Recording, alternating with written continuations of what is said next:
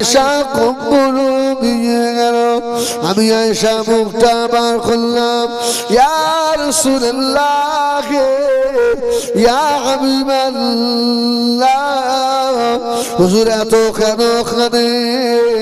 আল্লাহ নবী বলেছিলেন, ও বিবি আয়েশা সিদ্দিকা, আমার এক নম্বরের দোয়া হলো আল্লাহুম্মা আগিনি মিসকিনা وابتني مسكينا واشرني في زمرة المساكين يوم القيامة. জোরে বলে, আল্লাহ আমাকে গরিবী হালতে রাখো, মিসকিনদের সঙ্গে রাখো। আল্লাহ মিসকিনদের সঙ্গে আপনি আমার হাসর নসিব করবেন। জোরে বলবেন না সুবহানাল্লাহ। রাসূল কোথাও বলেন ধনীদের সঙ্গে করে।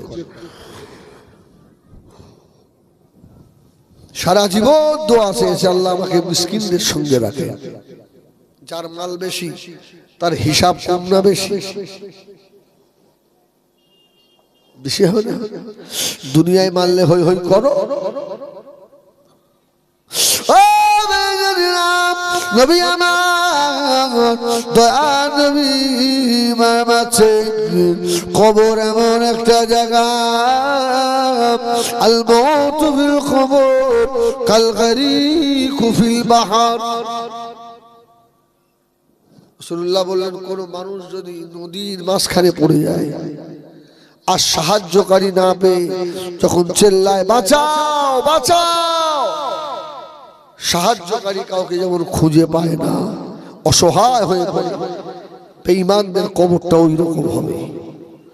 ওরা কবরে চেল্লাবে, হায় রে আমার বেটা রে, আমার ছেলে রে, আমার মেয়ে রে, তোদের জন্য জীবনে সব করেছি, আজকে তোরা কোথায় রে? চেল্লাবে, আর কাউকে পাবে না। এই জন্য রাসূল বলেছেন, জুরাল কুবুরা ফাইন্নাহু তুসাক্কিরুল মাউতা, তোমরা বেশি বেশি করে কবর জিয়ারত করো,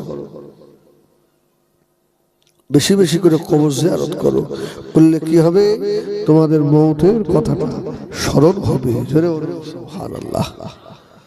আল্লাহ নবী দিন দুনিয়ার বাদশাহ জনাবে মুহাম্মদুর রাসূলুল্লাহ সাল্লাল্লাহু আলাইহি ওয়াসাল্লাম, নবী আমার অজরে কাঁদছে।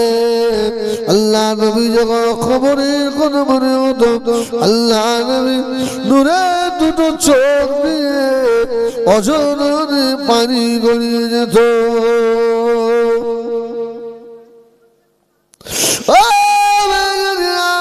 এই দুনিয়ার ভিতরে আল্লাহ রাব্বুল আলামিন একটা বাদশাহ আল্লাহ বানিয়েছিলেন। ওই বাদশাটার নাম হলো বাদশাহ হারুন আর-রশিদ। সুবহানাল্লাহ। বড় বাদশা না ছোট বাদশা? বাদশা জুলকারনাইন বড় বাদশা, বড় বাদশা নয়? এত মাল দৌলত এত কিছু দেবার পরে থাকতে পারলো? এই দুনিয়ার জমিনে খলিফা ছিলেন খলিফা আব্দুল মালিক ইবনে মারওয়ান, ওমর ইবনে আব্দুল আজিজের শ্বশুর, যাকে বলা হয় সানি উমার। ওনার শ্বশুরের নাম হলো আব্দুল মালিক ইবনে মারওয়ান। বহুদিন দেশ চালালে ইন্তেকাল হল, মারা গেলে, মারা যাওয়ার পরে আল্লাহর ওলি ওমর ইবনে আব্দুল আজিজ রাহমাতুল্লাহ আলাইহি বলছেন, আমি আমার চাচা আমার শ্বশুরের সম্মুখে গিয়ে দেখি মুখটা কালো হয়ে গেছে। কারণ এত বড় বাদশাহ আব্দুল মালিক ইবনে মারওয়ান এই অবস্থা কেন? হুজুর ইন্তেকালের আগে ওসিয়ত করে গেছিল, ইন্তেকাল হয়ে গেছে আব্দুল মালিক ইবনে মারওয়ান। ও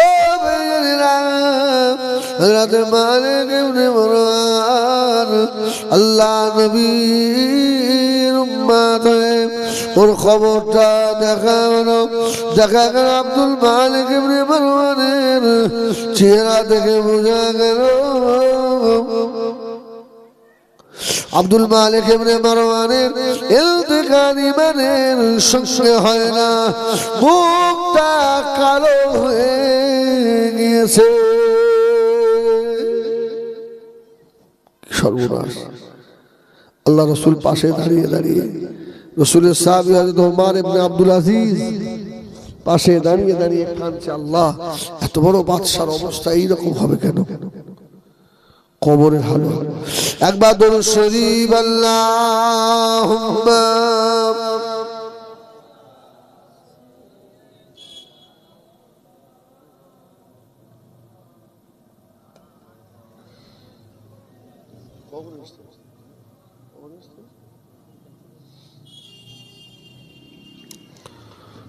इन हवाओं से कह दो इन आए इधर मुझको खुशबू की कोई जरूरत नहीं, जिनकी खुशबू से महका है सारा जहां, खुशबू मदीने में मौजूद है।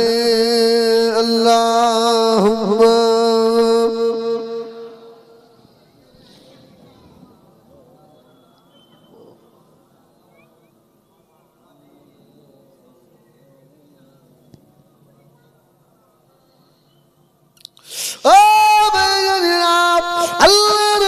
হযরত ওমর ইবনে আব্দুল আজিজ বলে আব্দুল মালিক ইবনে মারওয়ানের কবর খনন হয়ে গেল। কবরের পাশে গিয়ে দেখি কবরের দুই সাইডে মাটিগুলো কাঁপা শুরু হয়ে গিয়েছে। এত বড় বাদশা যখন সফরে বার হতেন, শুধু 60টা উঠে ওনার জামা কাপড় জুতো থাকতো। জোরে বলুন সুবহানাল্লাহ। ঘন্টায় ঘন্টায় ড্রেস চেঞ্জ হতো। আল্লাহ তাকে এত ইজ্জত দিয়েছিলেন, কিন্তু মৌতের পরে মুখটা কালো হয়ে গেছে, কবরের মাটি কাঁপছে। ওমর ইবনে আব্দুল আজিজ বুঝতে পেরে গেছে ইনি দেশ চালিয়েছেন বটে, তবে জীবনে অনেক অপরাধ ছিল।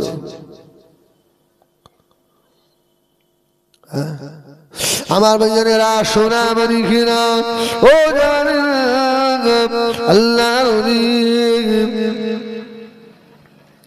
তোমার সোনা মানি কিনা আল্লাহর ওলি হযরত আব্দুল মালিক ইবনে মারওয়ান ইন্তেকাল হয়ে গেলেন। ইন্তেকালের পরে লাশ কবরস্থ করা হলো, কবরস্থানে রাখা হলো।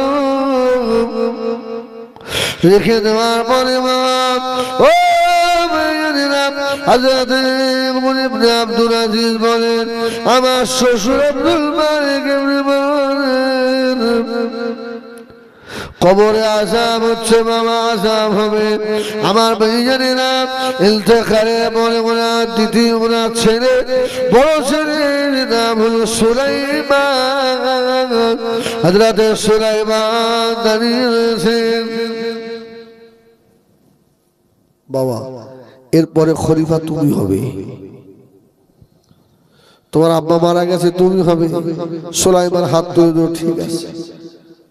শপথ বাক্য পাঠ হয়ে গেল। 1.5 বছর পরে আব্দুল মালিক ইবনে মারওয়ানের বেটা সেও দুনিয়া থেকে বিদায় নিচ্ছে। ওমর ইবনে আব্দুল আজিজ বলে, আমি এর কবরের ধারে গিয়ে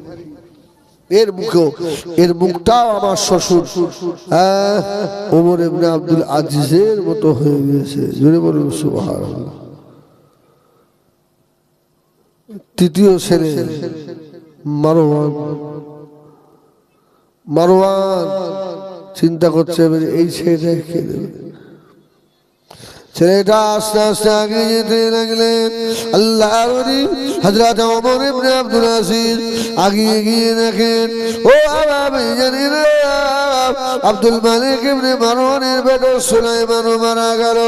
2 বছর কয়েকদিন আপনার দেশ চালিয়ে মদিনার মানুষেরা, মদিনার জওয়ানেরা, যুবকেরা, মুরব্বিয়ানেরা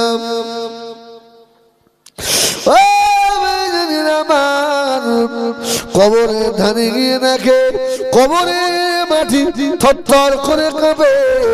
বাপের যে অবস্থা ছেলেরও একই অবস্থা, কেননা জনগণের মাল জনমের মতো জীবনে খেয়ে গিয়েছে। নেতা হওয়ার শখ আল্লাহ জনমের মতো মেটাবে। দুনিয়ায় হয়তো 5টা গাড়ি সম্মুখে পিছনে যাবে, কত পুলিশ আপনাকে স্যালুট দেবে, দুনিয়া কিন্তু বরবাদ হয়ে যাবে। তৃতীয় ছেলে মারওয়ান বলছে এবার আমি খলিফা হব। হুজুর বললেন ঠিক আছে। মারওয়ানকেও খলিফার আসরে বসানো হলো। কিছুদিন পরে মারওয়ান শেষ। জুড়ে বলুন সুবহানাল্লাহ। মারওয়ান তিনি শেষ। মারওয়ান ছিলেন হাফেজ কোরআন। প্রতিদিন রাত্রে নামাজের ভিতরে আল্লাহ পাকের কোরআন তেলাওয়াত করতেন। হাফেজ সাহেব মানুষ, এশার পরে কোরআন পড়ে, কিন্তু এ মারা যাওয়ার পরেও এর মুখটায় একই অবস্থা। মদিনার মানুষেরা মনে ছিলেন হযরত ওমর, ও হযরত ওমর শুনে রেখে দাও, আপনি আজকে আব্দুল মালিক ইবনে মারওয়ানের বেটা সুলাইমানের এই অবস্থা, আপনি তাকে খলিফা বানালেন, তার মুখের আকৃতি ও বিকৃতি হয়ে গেল। তবে শুনে রাখেন এরপরে কে খলিফা হবে?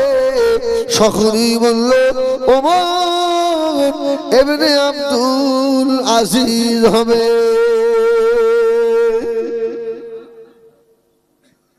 হুজুর বললেন ঠিক আছে, আমার খলিফা হওয়ার শখ নেই, তোমরা যখন আমাকে খলিফার আসনে বসাবে। প্রথম দিনে যখন শপথ বাক্য পাঠ করা হচ্ছিল, হুজুর দাঁড়িয়ে বলেছিলেন যে তোমরা আমার চাচা আমার 3 ভাইকে অবস্থা দেখলে, তবে আমিও দেশ চালাবো, আমিও দুনিয়া থেকে চলে যাব, আমিও দুনিয়া থেকে চলে যাব বাবা। আমার ভাইরা, হুজুর বললেন তবে সেদিনে জেনে রেখো আমার মুখটা কিন্তু কালো হবে না। জোরে বলুন সুবহানাল্লাহ। আমি আমার আল্লাহকে খুশি করেই কবরে যাব। সুবহানাল্লাহ বলবেন না? ও আমার ভাইরা, আল্লাহর নবী হযরত ওমর ইবনে আব্দুল আজিজ রাহমাতুল্লাহ আলাইহি ইন্তেকালের আগে আর শপথ বাক্য পাঠ করে বলেছিলেন আমি দুনিয়া চালাবো, আমার আল্লাহকে আমি খুশি করে কবরে যাব। ও ভাইজানেরা, হুজুর আমার শপথ বাক্য পাঠ করে একদিন দুদিন পরে আব্দুল মালিক ইবনে মারওয়ানের বিবি ও আম্মে ওনার বিবিকে ডাকলেন, ওরে আমার বিবি সাহেবার,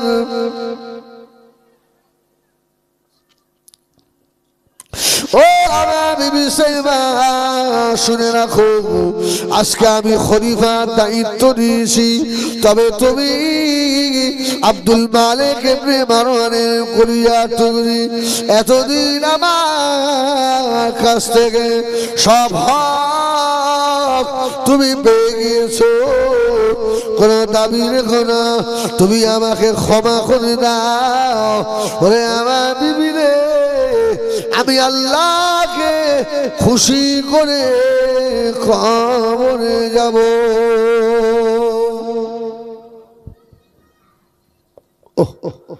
বিবিকে বলছে আমি আল্লাহকে খুশি করে যাব, তবে কোন রকমের দাবি আমি তো তুমি আমার কাছে করতে পারবে না, ইচ্ছা হলে সংসার করো, তা নয় তো বার হয়ে যাও। ওমর ইবনে আব্দুল আজিজের বিবি ফাতেমা ওই সময় বলেছেন আপনার দুঃখের দিনে আমি আর সুখের দিনে এলে আমি আপনাকে ছেড়ে বিদায় নেবো, ইয়া রাসূলুল্লাহ, এটা হবে না। ও আমার বেঞ্জানেরা সোনা মানিকেরা বিবি সাহেব সময় বলেছিলেন ও হযরত ওমর ইবনে আব্দুল আজিজ আমি আপনাকে ডিস্টার্ব করব না, আমার ডিস্টার্ব বেশি রয়েছে। ও বেঞ্জানেরা আমি ডিস্টার্ব করব না, তুমি আমার স্বামী, আমি তোমাকে আল্লাহর রাস্তায় ক্ষমা করে দিলাম। হযরত ওমর ইবনে আব্দুল আজিজ দেশ চালান, সন্ধ্যার সময় বাড়ি চলে যান। বাড়ি গিয়ে ইশরাকের নামাজ আদায় করে, ইশার নামাজ আদায় করে সারা রাত ধরে ঘরের ভিতরে আল্লাহ পাকে কোরআন শরীফ তেলাওয়াতে মশগুল হয়ে যায়। সারা রাত ধরে কাঁদে, আল্লাহ আল্লাহ আমি যে ওয়াদা করেছি আমার শ্বশুরের মতো আমার মুখ যেন কালো না হয়ে যায়, আল্লাহ আমার অবস্থা কি হবে আল্লাহ। সারা রাত ধরে কাঁদে। ও সোনা মানিকেরা, মালিক ইবনে মারওয়ানের মেয়ে ফাতেমা বলেন অনেক সময় আমি খেয়াল করে দেখতাম হযরত ওমর ইবনে আব্দুল আজিজ গভীর রাতে আল্লাহ আল্লাহ আল্লাহ আল্লাহ আল্লাহ বলে চিল্লে উঠতে, কবরের কথা মনে করে পাগলের মতো কাঁদতেন। ফজরের নামাজের পরে কবরের কথা মনে করে অনেক সময় জ্ঞান হারিয়ে ফেলতেন। সুবহানাল্লাহ বলে। এত বড় বাদশাহ রাত্রে কবরের ভয়ে কাঁদতে কাঁদতে বেহুশ। ঈদের সময় চলে এলো রমজানের মাস। ও হযরত ওমর ইবনে আব্দুল আজিজ বাড়িতে গিয়ে বিবি ফাতেমাকে ডাকলেন, ও বিবি ফাতেমা এদিকে এসো, আমার কাছে এসো। গত বছরের রমজানে ভালো ভালো খাবার দিয়ে আমদানি করেছো, ও আমার বিবি রে ঘরের ভিতরে সোনা দানা জামা কাপড় আমার ছেলে মেয়েদের এক জোড়া করে রেখে দিয়ে যা আছে সব আমার কাছে বার করে দাও। যদি বলুন সুবহানাল্লাহ। ফাতেমা বলছে কি হবে? সব বার করে দিয়ে কি হবে? বলছে কি হবে মানে এক জোড়া করে রেখে দিয়ে আজ যা জামা কাপড় সব আল্লাহর রাস্তায় দান করে দেবো। সুবহানাল্লাহ। আর তো দুনিয়া আমি চাইনি, আমার এখন কবর কি হবে এই আমার চিন্তা। যত সব দান করে নিয়েছে, রমজান শরীফ শুরু হয়ে গেল। হযরত ওমর ইবনে আব্দুল আজিজ রাহমাতুল্লাহ আলাইহি শুধুমাত্র বাড়ির 7-8 জনের জন্য কয়েকটা খাজুর আর একটু পানি ছাড়া বাড়ি আর কোনো খাবার নাই, সেহরিও করা হয় না। ওই খাজুরকে বাড়িকে আবার আল্লাহর আযাবে কবরে কথা মনে করে নামাজে মশগুল হয়ে যায়। হুজুরের ইন্তেকালের সময় এসে গেল। আল্লাহর নবী হযরত ওমর ইবনে আব্দুল আজিজ ইন্তেকাল হয়ে গেলেন। হুজুরের লাশ গোসল দেওয়া হলো, কাপড় বানানো হলো, লাশটা জানাজা হয়ে গেল। জানাজার পরে মুখ খুলে দেখে আল্লাহর নবী হযরত ওমর ইবনে আব্দুল আজিজের চেহারা থেকে যেন নূর আর নূর চমকাতে লেগেছে। বলেছিলেন তোমরাও, আমার শ্বশুর আমার 2 শালা দেশ চালিয়েছে, চালিয়ে ওদের আখিরাত ওরা নষ্ট করেছে, কিন্তু আমিও দেশ চালাচ্ছি। আমি দেশ চালিয়ে আমার আখিরাত আমি নষ্ট করব না। জোরে বলুন সুবহানাল্লাহ। কেননা দুনিয়া আমার সঙ্গে যাবে না।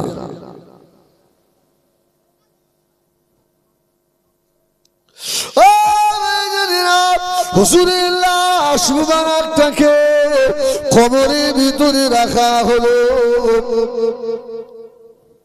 3 মুঠা করে মাটি নেবে। এমন তো সময় যারা মাটি দিচ্ছিলেন ওরা দেখতে পায় একটা কাগজ উড়ে উড়ে উড়ে উড়ে এসে আল্লাহর নবী হযরত ওমর ইবনে আব্দুল আজিজের বুকের উপরে পড়ে গেল।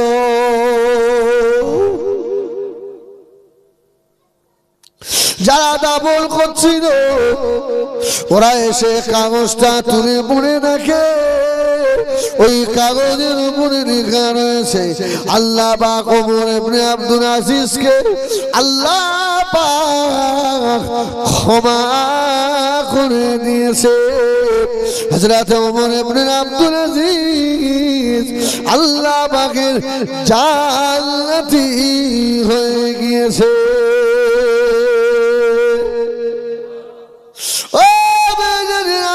হুজুরের লাশটাকে নামল করে দিয়ে যে যার মতো চলে গেল। দুনিয়া আয়নার হয়ে গেল। বাবারে ওমর ইবনে আব্দুল আজিজকে আল্লাহ পাক কত বড় নিয়ামতের হকদার করেছিলেন। দেশ চালিয়ে খোদাকে খুশি করে কবরে চলে গেল। ও বালুল আলামিন সমস্ত গ্রামবাসীর পরিচালনা এই জলসা হচ্ছে। বাবা ছেলেরা কবরের কথা মনে করো, আখিরাতের কথা মনে করো। দুনিয়া হলো ফিতনা। যত দৌড়াবে আল্লাহ আপনাকে তত দৌড় করাবে। ঠিক ভুল, ঠিক না ভুল বলে? যত দৌড়াবে তত আল্লাহ দৌড় করাবে। তবে হকের উপরে থাকবেন তো আল্লাহ সাহায্য আসবে। জোরে বলুন সুবহানাল্লাহ। একবার দরুদ শরীফ আল্লাহুম্মা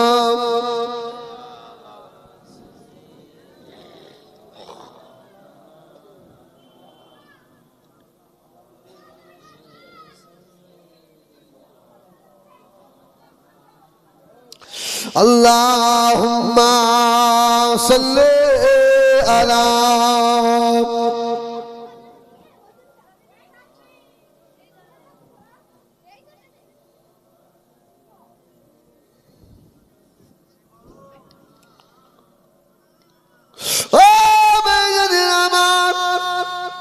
কবর বড় কঠিন জায়গা। এই জন্য আল্লাহ নবী বলেন কোন মানুষের মৃত্যু যদি ভালো হয় তার কবর ভালো হবে। কারোর কবর যদি ভালো হয় ময়দানে মাশার ভালো হয়ে যাবে। এর মৃত্যুটা ভালো হওয়া দরকার আছে না নেই?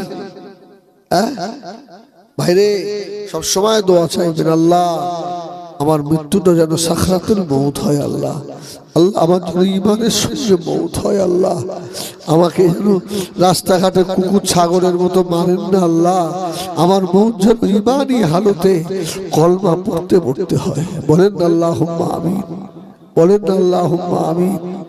এই দোয়া কজনা চায়?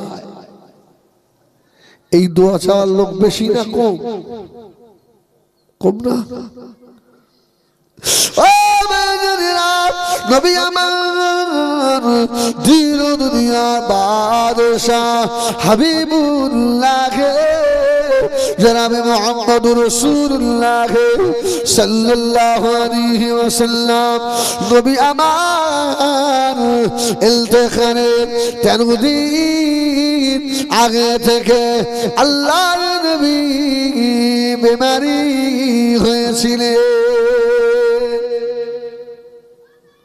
রাসূলুল্লাহ অসুস্থ ছিলেন। আল্লাহ নবী ইন্তেকালের আগে 1 তারিখ হযরত ইমাম হাসান হযরত ইমাম হুসাইন আল্লাহ নবীর কাছে চলে এলো। ইয়া রাসূলুল্লাহ, ইয়া হাবিবাল্লাহ, নানা জান, ও নানা জান, গত রাতে স্বপ্ন দেখছি একটা খাটিয়া আনবো আসমানের উপর থেকে আমার নানা নানির ঘরের ওপরে নেমে আসছে। আল্লাহ নবী নূরে চোখে পানি এসে গেল।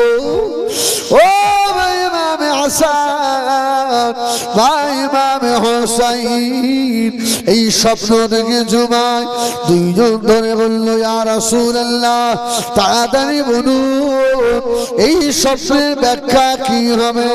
আল্লাহ নবী ওই সময় মনে মনে করেছিল, আমার ইমামে হাসান, আমার ইমামে হোসাইনকে আমি রাসূলুল্লাহ যদি আমার এই স্বপ্নের ব্যাখ্যা করে দিই, আমার ইমাম হাসান আর হোসাইনকে কেউ ধরে রাখতে পারবে না। এটা হলো আমি রাসূলুল্লাহ আমার মৃত্যুর আলামত।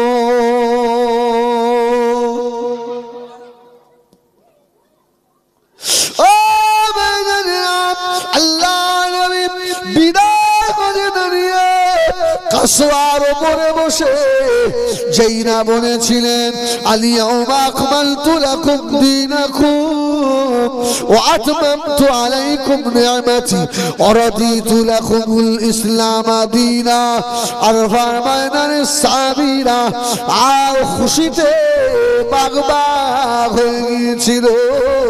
কিন্তু আল্লাহ নবীর বয়স্ক সাহাবী হযরত আবু বকর জজ্জর করে কাঁদতে লাগলেন।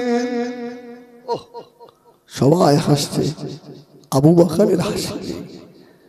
সাহাবা হুজুররা ধরলেন, ভাই আবু বকর আপনি কেন কাঁদেন? ভাই আবু বকর আপনি কেন কাঁদেন? হযরত আবু বকর জবাব দিয়েছিলেন, ও আল্লাহর নবী, সাহাবারা তোমরা বুঝতে পারো না, আয়াত নাযিল হয়েছে, তোমরা সকলেই খুশি হয়েছো। তোমরা জানো আয়াতের ব্যাখ্যা কি? দিন আজ কমপ্লিট হয়ে গিয়েছে, আর নবী থাকার প্রয়োজন নাই। আল্লাহ নবী আমাদেরকে ইতিম করে চলে যাবেন। আল্লাহ নবী আর ভারমায় কেঁদেছেন, ও আমার সাহাবীরা, ও আমার সাহাবীরা, আমার সাহাবাদের ভিতরে সব থেকে জ্ঞানী সাহাবী হলো আমার আবু বকর। যদি বলেন না সুবহানাল্লাহ। অসুবিধা হচ্ছে আপনাদের? আচ্ছা, আমি কি একটা বাজে কথা বলছি বলে আপনাদের মনে হচ্ছে? আল্লাহু আকবার। না, খবরদার নয়, এটা রাসূলের মিম্বার। কি এখানে হাসানো কথা, বাজে কথা, গালাগালি দেওয়া চলবে? যাবে? আস্তাগফিরুল্লাহ রাব্বি, একদম নয়। খোদাকে কসম, আমি এই নিয়ত করি, সভা করি, যে কে আবার শুনলো আর কে না শুনলো আমার দেখার দরকার নেই। আমি দুটো ইশকের সঙ্গে কথা বলবো, নেমে চলে যাবো। কি এটা আমার দাওয়াত? দাওয়াত দেওয়ার মালিক কে? বলেন না, রুচির মালিক কে? হ্যাঁ, এখানে আমার দাওয়াত আল্লাহ আমার নসিবে লিখে রেখেছিল, আমি এসে হাজির হয়েছি। আবার আগামী বছর যদি আল্লাহ লিখে রাখে, আবার এসে হাজির হবো। কোন মানুষ কাউকে দিতে পারে? পারবে না। তবে খবরদার, এখানে যারা উঠে বাজে কথা বলবে, আপনারা তাদেরকে ছেড়ে দেবেন না, কিন্তু বলবেন, না কিয়ামতে আপনারাও দায়ী হবে। দায়ী হবে না? হ্যাঁ, ওস্তাদ যেমন হবে ছাত্র তেমন হবে তো, পীর যেমন হবে তার মুরিদ তেমন হবে তো, মাথায় রাখতে হবে। আল্লাহ নবীর পাক বিবি আমাদের আম্মা জান হযরত আয়েশা সিদ্দিকা রাদিয়াল্লাহু তাআলা আনহা আল্লাহ নবীকে বলেছিলেন, ইয়া রাসূলুল্লাহ, ইয়া হাবিবাল্লাহ, হুজুর আপনার ইন্তেকালের পরে আপনার লাশ মুবারকটাকে কোন জায়গায় দাফন করা হবে? আল্লাহ নবী আম্মা জান হযরত আয়েশা সিদ্দিকা বলেছিলেন, ও বিবি আয়েশা, আমি রাসূলুল্লাহ নবীরা যে জায়গায় ইন্তেকাল হয়ে যায়, নবীদের ওই জায়গায় খবর হয়। আল্লাহ নবী বললেন, বিবি আয়েশা, যে জায়গায় ইন্তেকাল হবে ওই জায়গায় আমার মাজার হবে। ও আল্লাহ নবী 1 তারিখে আম্মা জান হযরত আয়েশা সিদ্দিকার হুজরার ভিতরে আল্লাহ নবী প্রবেশ করলেন। আম্মা জান আয়েশা জিজ্ঞাসা করলো, ইয়া রাসূলুল্লাহ, ইয়া হাবিবাল্লাহ, আমি আয়েশা আজকে একটা স্বপ্ন দেখেছি। একটা স্বপ্ন। আমার নবী বললেন, আয়েশা স্বপ্নটা কি আমাকে বলো। আম্মা জান বললেন, ইয়া রাসূলুল্লাহ, আসমান থেকে একটা নক্ষত্র খসে এসে আমার ঘরের ছাদে পড়েছে। ওই নক্ষত্রটা 7 ফুট হয়ে আমার ঘরের মাটির তলায় ঢুকে গেছে। এর ব্যাখ্যা কি হবে? আমার রাসূল হাসতে হাসতে বললেন, আয়েশা, এই স্বপ্নের তাবির আমি করে দিতে পারি, তুমি কাঁদবে না তো? যদি বলুন সুবহানাল্লাহ। আয়েশা, তুমি কাঁদবে না তো? এই আমাদের আয়েশার সঙ্গে আমার রাসূলের মহব্বত কম ছিল না বেশি? বেশি না? আমাদের আয়েশা জিজ্ঞেস করছে, ইয়া রাসূলুল্লাহ, আপনি আমাকে কতটা ভালোবাসেন? এই আমার দিকে কতটা ভালোবাসেন? আমার নবী বললেন, আয়েশা, দড়ি দেখেছো? দড়ি, রশি, একটার সঙ্গে যেমন আর একটা আপনার পেঁচানো থাকে, গায়ে গায়ে টাইট হয়ে থাকে, আমি রাসূলুল্লাহ আমার আয়েশাকে ওই রকম ভালোবাসি। সুবহানাল্লাহ। এত মহব্বত। রাসূলুল্লাহ ওযু করছেন, আমাদের আয়েশা যাচ্ছে, রাসূলের ওযুর পানি নিয়ে আমাদের আয়েশার গায়ে ছিটিয়ে দিয়ে দিয়েছে। সুবহানাল্লাহ। আমাদের ইয়া রাসূলুল্লাহ ওযুর পানি আমার গায়ে দিলেন। আমাদের আয়েশাও ঠিক সুযোগ ধরে আছে, রাসূলুল্লাহ যাচ্ছে, আমাদের আয়েশা একটু ওযুর পানি নিয়ে নবীর গায়ে দিয়ে। নবী, আয়েশা কি হলো? ইয়া রাসূলুল্লাহ, সেই দিনের জবাবটা আজকে দিয়ে দিলাম। সুবহানাল্লাহ। আরে রাসূলুল্লাহকে আমাদের আয়েশা গোসল করাচ্ছেন, টুলের উপরে বসিয়ে। আমাদের আয়েশার পায়ের একটা আঙুল টুলের পায়ের তলায় পড়ে গেছে, ফেটে রক্ত বার, দরদর করে খুন ঝরছে। রাসূল বলছে, আয়েশা, তুমি আমাকে গোসল করাচ্ছ, কিন্তু এই পানির ভিতর দিয়ে রক্ত যায় কেন? কারণটা কি? আমাদের আয়েশা বলল, ইয়া রাসূলুল্লাহ, এই টুলের পায়ায় আমার একটা আঙুল পড়ে গেছে। ইয়া রাসূলুল্লাহ, আমার নবী বললেন, আয়েশা, তুমি আমাকে আগে বলতে পারতে, পাটা তুলে দিতাম। আমাদের আয়েশা বললেন, ইয়া রাসূলুল্লাহ, এ তো আয়েশা শুধু একটা আঙুল, আয়েশার যদি কলিজাও পড়ে যেত, আমি আয়েশা তুলতে বলতে পারতাম না। জোরে বলুন সুবহানাল্লাহ। আমি আমার নবীকে এতটা ভালোবাসি। ওই নবী বলছে, আয়েশা, ব্যাখ্যা করে দেবো, কাঁদবে না তো? না ইয়া রাসূলুল্লাহ, বলে না আয়েশা বলো। আমাদের আয়েশা বলল, যদি কান্নার মতো হয় একটু আস্তে আস্তে কাঁদবো। সুবহানাল্লাহ, সুবহানাল্লাহ।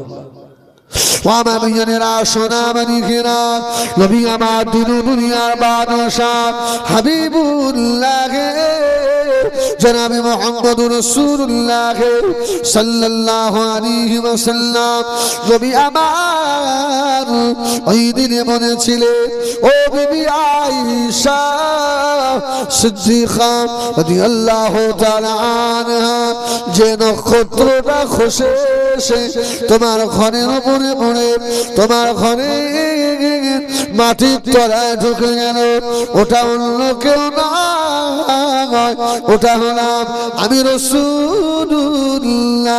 আমার ইন্তেকালের পরে ও বিবি আয়েশা রে, কিয়ামত পর্যন্ত তোমার ঘরের ভিতরেই থাকবো। আমার কবর তোমার ঘরে হবে। আয়েশা, তুমি খুশি নও?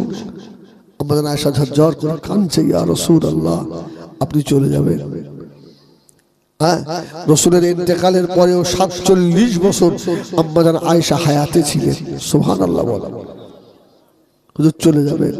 আমার নবী বলছে আয়েশা তোমার ঘরে আমার মাজার হবে, তুমি খুশি তো? আম্মা জান ঝরঝর করে কাঁদতে লাগলেন, ইয়া রাসূলুল্লাহ, ইয়া হাবিবাল্লাহ, আমি আয়েশা যে বড় খুশি, কেননা কিয়ামত পর্যন্ত আমার সন্তানেরা আমি আয়েশা আমার ঘরটা দেখতে পাবে।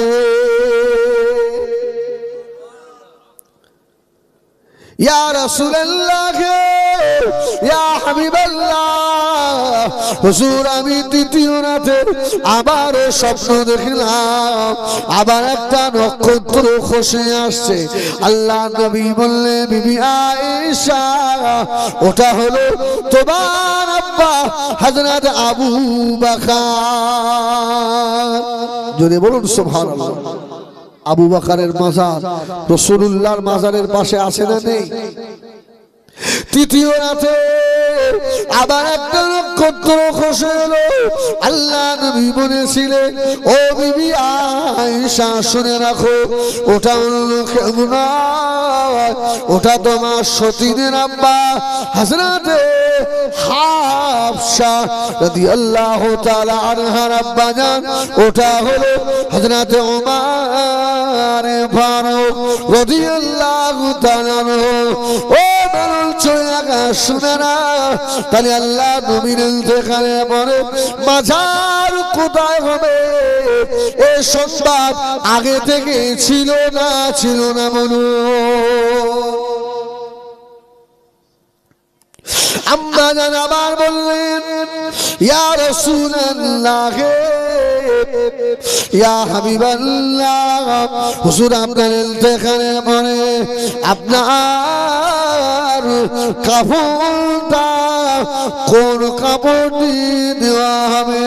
আল্লাহ নবী ওই সময় বলেছিলেন, ও বিবি আয়েশা সিদ্দিকা, আমি রাসূলুল্লাহ আমার কাপড়টা ইয়ামেনি চাদর দিয়ে করে দেবে। সুবহানাল্লাহ। আম্মা জান আয়েশা আবার বললেন, ইয়া রাসূলুল্লাহ আমার আপনার গোসলটা কে দেবে? আল্লাহ নবী বললেন, গার্ডস নামক কুরবানি দিয়ে গোসল দেওয়া হবে। আমার বাবা সাহাবী হযরতে শুকরা রাদিয়াল্লাহু তাআলা পানিটা বহন করে নেবে। ও আমার সাহাবীরা, ও আমার বিবি আয়েশা শুনে রাখো, আমি রাসূলুল্লাহ আমার আলী আমাকে গোসল দেবে। সুবহানাল্লাহ। এই রাসূল ইন্তেকালের পরে হযরত আলী তো রাসূলুল্লাহকে গোসল দিয়েছিলেন, কিন্তু আশ্চর্য নাসরুদ্দীন বলে একটা কিতাব আছে, মাওলানা আশরাফ আলী থানভী রাহমাতুল্লাহ আলাইহির লেখা নাসরুদ্দীন। এই কিতাবের ভিতরে লিখেছে, রাসূল ইন্তেকালের পরে সাহাবীদের ভিতরে দুটো দল হয়ে গিয়েছিল। দুটো দল হয়ে, একদল বলছে রাসূলুল্লাহর গোসল দেওয়া হবে, জামা খুলে ফেলো, আর একদল বলছে না, রাসূলের জামা খুলে গোসল দেওয়া হবে না। সুবহানাল্লাহ। দুটো দল হয়ে গেল। ওহ, আম্মা জান আয়েশা বলছেন, আমরা তখন আল্লাহ রাসূলের হুজরা শরীফের ভিতরে, ওয়ামা বিজনেরা সোনা বাড়িখিনা আম্মা জান হযরত আয়েশা সিদ্দিকা বলেন, আমরা ঘরের ভিতরে রয়েছি মা, এমন সময় ঠান্ডা ঠান্ডা ওই ঘরের ভিতরে প্রবেশ করলো, আমাদের চোখ বন্ধ হয়ে গেল। ওই সময় আমরা একটা আওয়াজ শুনতে পেলাম, ও আমার নবী সাহাবীরা, বাবা আমার হাবিবকে জামা খুলে গোসল দিও না, আমার হাবিবের জামা পরিহিত অবস্থায় গোসল দিয়ে দাও। আপনার আয়েশা বলছেন, রাসূলুল্লাহর জামা মুবারক, রাসূলের জামাকে শুধু জামা বলা যাবে না, জামা মুবারক। রাসূলের জুতোকে জুতো বলা যাবে না, জুতো মুবারক। পরিহিত অবস্থায় গোসল দেওয়া হলো। সুবহানাল্লাহ। মানে পরিহিত অবস্থায় গোসল দেওয়া। গোসল দেওয়ার পরে আম্মা আয়েশা বলেন একটা ঠান্ডা ঠান্ডা হাওয়া ওই ঘরের ভিতরে প্রবেশ করলো আল্লাহর হুকুমে। সঙ্গে সঙ্গে আমার রাসূলের গা সব শুকিয়ে গিয়েছিল। জোরে বলুন সুবহানাল্লাহ। আমার মেয়েরা সোনা মানিকেরা, আল্লাহ নবী দিন দুনিয়া বাদশাহ ওই সবাই বলেছিলেন। আম্মা আয়েশা জিজ্ঞাসা করলেন, ইয়া রাসূলুল্লাহ, ইয়া হাবিবাল্লাহ, আপনার জানাজার ইমাম কে হবে? আল্লাহ নবী বলেছিলেন, ও বিবি আয়েশা, আমার গোসল নেওয়ার পরে, আমার কাপড় পরানোর পরে খাটিয়া করে আমার লাশটাকে নিয়ে গিয়ে মরুভূমির ফাঁকা ময়দানে রেখে দেবে। ও বিবি আয়েশা, আমার লাশের উপরে সর্বপ্রথমে আমার আল্লাহ দরুদ ও সালাম পড়বে। আল্লাহ দরুদ সালাম পড়বে। ও বিবি আয়েশা, শুধু তাই নয়, তারপর আল্লাহ চারজন বিখ্যাত ফেরেশতা হযরত জিবরাইল, হযরত মিকাইল, হযরত ইসরাফিল আলাইহিস সালাম চারজন আমার জানাজা পড়বে। তারপরে আমার মালায়েকার ফেরেশতারা জানাজা পড়বে। ও বিবি আয়েশা, তারপরে আমি রাসূলুল্লাহ আমার আহলে বায়াতেরা আমার জানাজা যে যার মতো পড়বে। তারপরে মক্কার মুহাজির, মদিনার আনসারীরা সকল